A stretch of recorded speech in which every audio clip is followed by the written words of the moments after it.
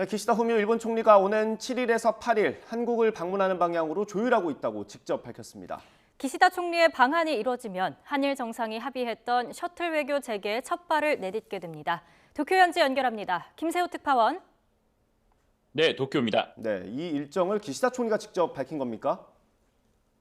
네, 그렇습니다. 아프리카 가나를 방문한 기시다 총리가 현지 동행 기자단에게 직접 밝힌 내용인데요.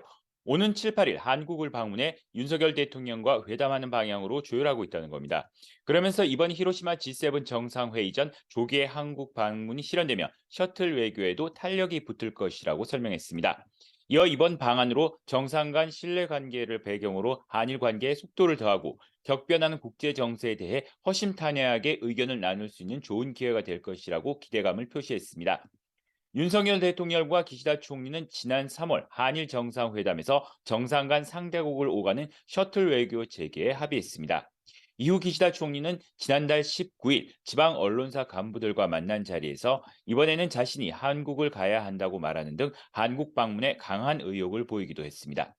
기시다 총리의 방안이 이뤄지면 일본 총리로서는 지난 2018년 2월 아베 신조 당시 총리가 평창 동계올림픽을 계기로 한국을 찾은 이후 5년 5개월 그리고 양국 정상 간 셔틀 외교 차원으로서는 지난 2011년 10월 노다 요시히코 당시 총리 이후 12년 만입니다. 기시다 총리의 방한이 예상했던 것보다 빨리 이뤄졌습니다. 배경은 어디에 있습니까? 네, 애초 기시다 총리의 방한은 오는 19일에서 21일 히로시마에서 열리는 G7 정상회담 이후 여름쯤이 될 것이라는 전망이 지배적이었습니다.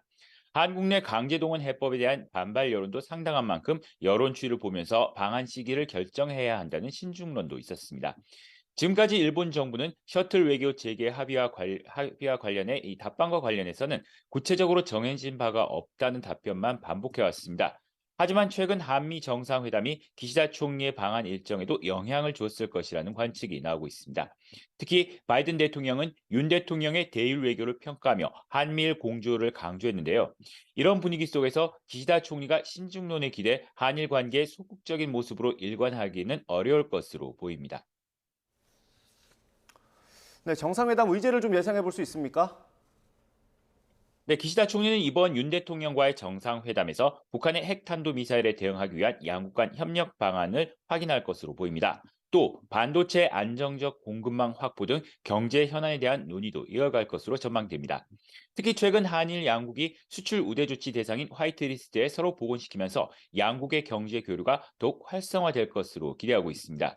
반면 우리로서는 기시다 총리가 식민 지배에 대한 사죄나 반성을 직접 표명할 것인가가 초미의 관심사인데요.